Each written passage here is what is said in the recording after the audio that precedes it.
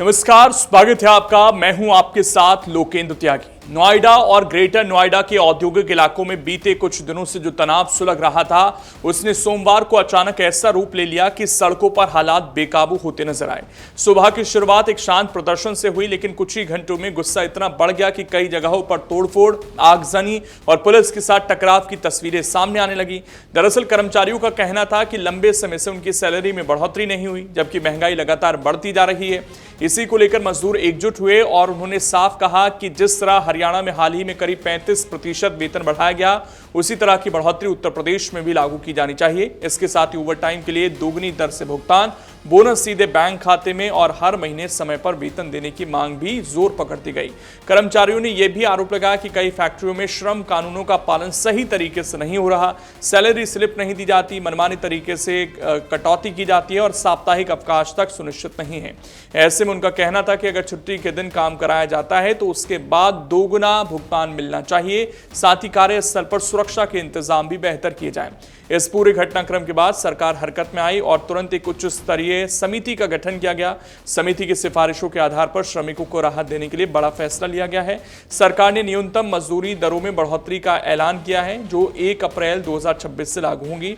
नई दरों के मुताबिक गौतम बुद्ध नगर और गाजियाबाद में अकुशल श्रमिकों की मजदूरी में 2377 रुपए की बढ़ोतरी की गई है, जिससे उनका वेतन 11,313 से बढ़कर 13,690 हो गया है। अर्धकुशल श्रमिकों के वेतन में 2,614 रुपए का इजाफा हुआ है और ये 12,445 से बढ़कर 15,059 पहुंच गया है। वहीं कुशल श्रमिकों के वेतन में सबसे ज्यादा बढ़ोतरी देखने को मिली है, जो 2,928 रुपए से बढ़कर 16,868 हो गया है। अन्य नगर निगम क्षेत्रों में अकुशल श्रमिकों की मजदूरी 11,313 से बढ़ाकर 13,006 की गई है, यानी 1,693 रुपए की वृद्धि हुई है। अर्धकुशल श्रमिकों की मजदूरी 12,445 से बढ़ाकर 14,306 की गई है। इसमें 1,861 का इजाफा हुआ है, जबकि कुशल श्रमिकों की मजदूरी 13,940 से बढ़ाकर 16,025 कर दी गई है, जो 2,085 रुपए की बढ़ोतरी दिखाती है। सरकार का कहना है कि फैसला ऐसे समय में लिया गया है जब उद्योग जगत खुद कई आर्थिक चुनौतियों से जूझ रहा है। कच्चे माल की कीमतों में बढ़ोतरी, निर्यात में कमी और उत्पादन लागत बढ़ने जैसी समस्याएं सामने हैं।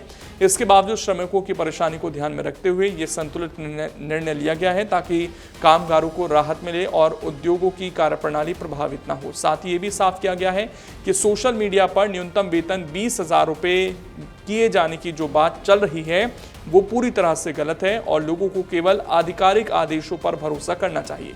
सरकार ने संकेत दिए हैं कि आगे चलकर वेज बोर्ड के जरिए व्यापक समीक्षा की जाएगी, जिससे स्थायी समाधान निकाला जा सके। फिलहाल इस फैसले के बाद उम्मीद जताई जा रही है कि श्रमिकों का गुस्सा कुछ हद तक शांत होगा और औद्योगिक इलाकों में सामान्य स्थिति बहाल हो सकेगी। अगर आप ये वीडियो YouTube पर देख रहे हैं तो हमारे चैनल को सब्सक्राइब कर बेल आइकन दबाएं और Facebook पर देख रहे हैं तो हमारे पेज को लाइक करें।